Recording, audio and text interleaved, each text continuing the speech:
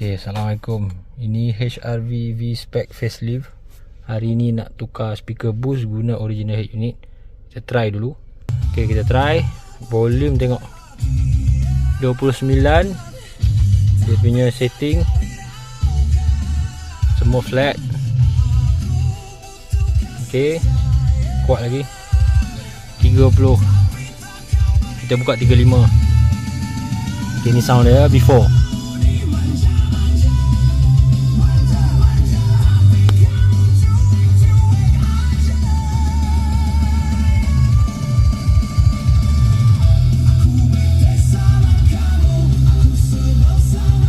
Dia tak jelas sangat dia punya vokal.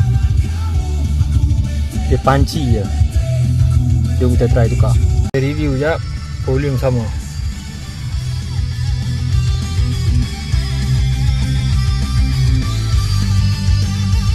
Sedap geng.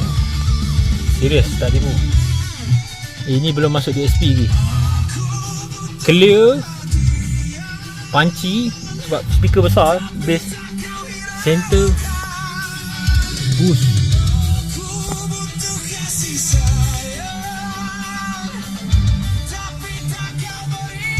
Oh, lagi kuat lagi sedap ni.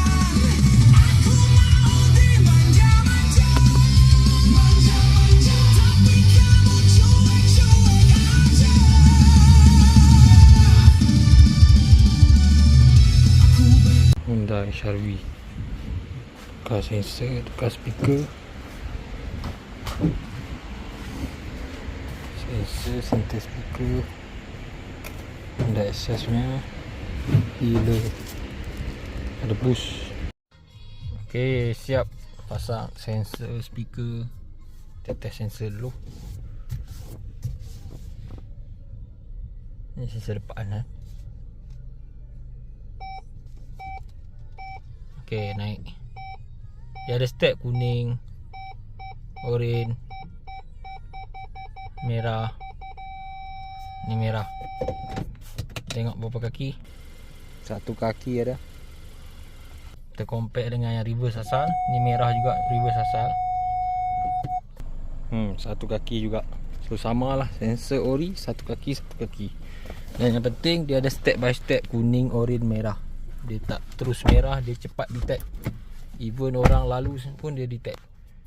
Kalau sensor aftermarket ni dia lambat detect. Dia kena objek tu macam padat, besar, banyak baru dia lalu. Yang ni apa dia detect semua dia naik. Kalau dalam jam macam ni lah, bila kereta dekat kan, so just tutup saja P ni.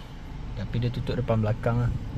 So kalau kena ingat on balik bila nak reverse kan, pak dia cepat je detect pun.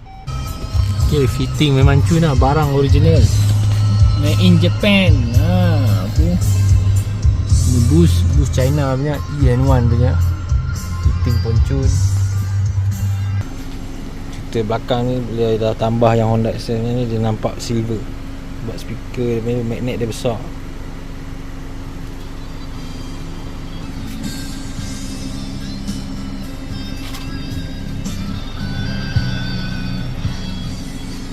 Tinggal pasang DSP untuk bagi cantik sound, memang perfect. Sebab output besar, setting pun senang.